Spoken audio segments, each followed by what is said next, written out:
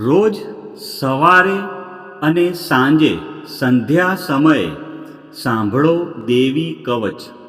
દેવી કવચ સાંભળતા પહેલાં કોમેન્ટમાં તમારી કુળદેવીનું નામ જરૂરથી લખવું અને વિડીયોના અંત સુધી જોડાયેલા રહેવું. હવે આપણે દેવી કવચનો પાઠ શરૂ કરીશું. ઓમ ચંડિકા દેવીને નમસ્કાર. માર્કંડેયજીએ કહ્યું, હે પિતામહ, જે આ સંસારમાં પરમ ગોપનીય અને મનુષ્યનું બધી રીતે રક્ષણ કરનારું છે અને જેને તમે અત્યાર સુધી બીજા કોઈ સામે પ્રગટ ન કર્યું હોય એવું કોઈ સાધન મને કહી બતાવો.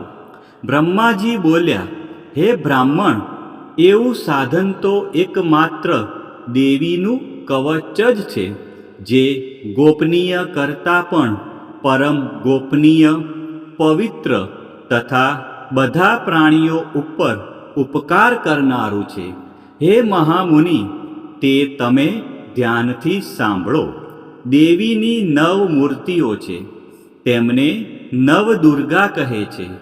તેમના અલગ અલગ નામો બતાવવામાં આવે છે. પહેલું નામ શૈલપુત્રી છે, બીજું નામ બ્રહ્મચારિણી છે, ત્રીજું ચંદ્રઘંટાના નામે પ્રસિદ્ધ છે, ચોથી મૂર્તિને કુષ્માંડા કહે છે, પાંચમી દુર્ગાનું નામ સ્કંદ માતા છે, છઠ્ઠી દુર્ગાનું નામ કાત્યાયની છે, સાતમું સ્વરૂપ કાલરાત્રિ, આઠમું સ્વરૂપ મહાગૌરી અને નવમી દુર્ગા એટલે સિદ્ધિદાત્રી. આ બધા નામ વેદ ભગવાન દ્વારા કહેવાયા છે. જ્યારે કોઈ મનુષ્ય અગ્નિથી સળગી રહ્યો હોય, યુદ્ધભૂમિમાં શત્રુઓથી ઘેરાઈ ગયો હોય, કોઈ સંકટમાં ફસાઈ ગયો હોય, કોઈ ભયથી ડરી ગયો હોય અને મા દુર્ગાનું શરણ લીધું હોય, તેનું ક્યારેય કોઈ અમંગળ થતું નથી. યુદ્ધના સમયે મુશ્કેલી હોવા છતાં પણ તેને કોઈ વિપત્તિ ઉદ્ભવતી નથી. તેને શોક અને દુઃખ, ભય પ્રાપ્ત થતા નથી. જેમણે દેવીનું ભક્તિપૂર્વક સ્મરણ કર્યું છે તેમનો અભ્યુદય નક્કી છે. હે દેવી, જેઓ તમારું ચિંતન કરે છે તેમનું તમે ચોક્કસ કલ્યાણ કરો છો તથા તમે તેમનું ચોક્કસ રક્ષણ કરો છો. ચામુંડા દેવી પ્રેત ઉપર આરૂઢ થયેલા હોય છે અને વારાહી દેવી પાડા પર સવારી કરે છે. ઐન્દ્રી દેવીનું વાહન ઐરાવત હાથી છે. વૈષ્ણવી દેવી ગરુડ પર આવે છે અને માહેશ્વરી દેવી આખલા પર આરૂઢ થયેલા છે. કૌમારી દેવીનું વાહન મોર છે. વિષ્ણુ પ્રિય લક્ષ્મી દેવી કમળ પર વિરાજમાન છે અને તેમના હાથમાં લાલ કમળ છે. આખલા પર આરૂઢ થયેલ દેવી ઈશ્વરીએ શ્વેત વસ્ત્ર ધારણ કરી રાખ્યા છે. બ્રાહ્મી દેવી હંસ પર બેઠેલા છે અને બધા જ આભૂષણો ધારણ કર્યા છે. આ બધી દેવીઓ માતાઓ યોગ શક્તિઓથી સંપન્ન છે, જેઓ અનેકવિધ આભૂષણો પહેરવાથી શોભે છે. તેમણે અનેક રત્નો ધારણ કર્યા છે, ક્રોધથી ભરેલી છે અને ભક્તોનું રક્ષણ કરવા રથમાં બેઠેલી છે. આ દેવીઓના હાથમાં શંખ, ચક્ર, ગદા, શક્તિ, હળ, મૂષળ, ખેટક, તોમર, કુહાડી, દોરડું, કુંત અને ઉત્તમ પ્રકારના ધનુષ્ય ધારણ કરેલા છે. દૈત્યોના શરીરનો નાશ કરવો અને ભક્તોને અભયદાન આપવું, દેવતાઓનું હિત કરવું એ તેમના શસ્ત્ર ધારણનો ઉદ્દેશ છે. મહારૌદ્ર રૂપ, અત્યંત ઘોર પરાક્રમી, મહાબલી અને મહા ઉત્સાહયુક્ત હે દેવી, તમે મહાન ભયનો નાશ કરનારા છો. તમને મારા નમસ્કાર છે.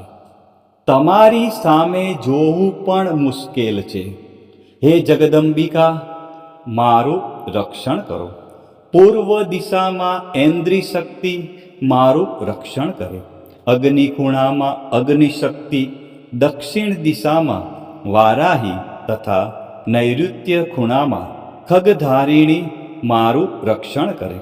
પશ્ચિમ દિશામાં વારુણી અને વાયવ્ય ખૂણામાં હરણ પર સવારી કરનારા દેવી મારું રક્ષણ કરે.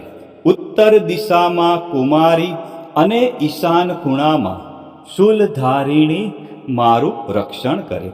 હે બ્રહ્માણી, તમે ઉપરની બાજુએ મારું રક્ષણ કરો. હે વૈષ્ણવી, તમે નીચેની બાજુએ મારું રક્ષણ કરો. આ જ પ્રમાણે શબ જેનું વાહન છે તે ચામુંડા દેવી દસે દિશાઓમાં મારું રક્ષણ કરે. જયા દેવી આગળની બાજુએ અને વિજયા દેવી પાછળની બાજુએ રક્ષણ કરે. ડાબા ભાગે અજિતા દેવી, જમણા ભાગે અપરાજિતા દેવી મારું રક્ષણ કરે. ઉદ્યોતિની દેવી શિખાનું રક્ષણ કરે અને ઉમા દેવી મારા મસ્તક પર વિરાજિત થઈને મારું રક્ષણ કરે. માલાધરી દેવી મારા કપાળનું અને યશસ્વિની દેવી મારી ભમરોનું રક્ષણ કરે. ત્રિનેત્રા દેવી ભમરોના મધ્ય ભાગનું અને યમઘંટા દેવી નાસિકાઓનું રક્ષણ કરે. શંખિની દેવી અને શંખિની દેવી આંખોના મધ્ય ભાગનું રક્ષણ કરે અને દ્વારવાસીની દેવી કાનોનું રક્ષણ કરે. કાલિકા દેવી ગાલોનો તથા સાંકરી દેવી કાનોના મૂળ ભાગોની રક્ષા કરે. સુગંધા દેવી નાસિકાઓની અને ચર્ચિકા દેવી ઉપરના હોઠનું રક્ષણ કરે. અમૃતકલા દેવી નીચેના હોઠનું અને સરસ્વતી દેવી જીભનું રક્ષણ કરે. કૌમારી દેવી મારા દાંતનું અને ચંડિકા દેવી કંઠ ભાગનું રક્ષણ કરે. ચિત્રઘંટા દેવી ગળાની ઘંટિકાનું અને મહામાયા દેવી તાળવાનું રક્ષણ કરે. કામાક્ષી દેવી દાઢીનું અને સર્વમંગલા દેવી મારી વાણીનું રક્ષણ કરે. નીલગ્રીવા દેવી કંઠના બહારના ભાગનું અને અન્ન નલિકાનું કૌબેરી દેવી રક્ષણ કરે. ખગીની દેવી બંને ખભાઓનું અને વ્રજધારિણી દેવી મારા બંને બાહુઓનું રક્ષણ કરે. દંડીની દેવી બંને હાથોનું અને અંબિકા દેવી આંગળીઓનું રક્ષણ કરે. સુલેશ્વરી દેવી નખોનું રક્ષણ કરે અને કુલેશ્વરી દેવી પુખ પેટનું રક્ષણ કરો. મહાદેવી બંને સ્તનોનું અને શોક વિનાશીની મનનું રક્ષણ કરે. લલિતા દેવી હૃદયનું અને શૂલધારિણી દેવી ઉદરનું રક્ષણ કરે.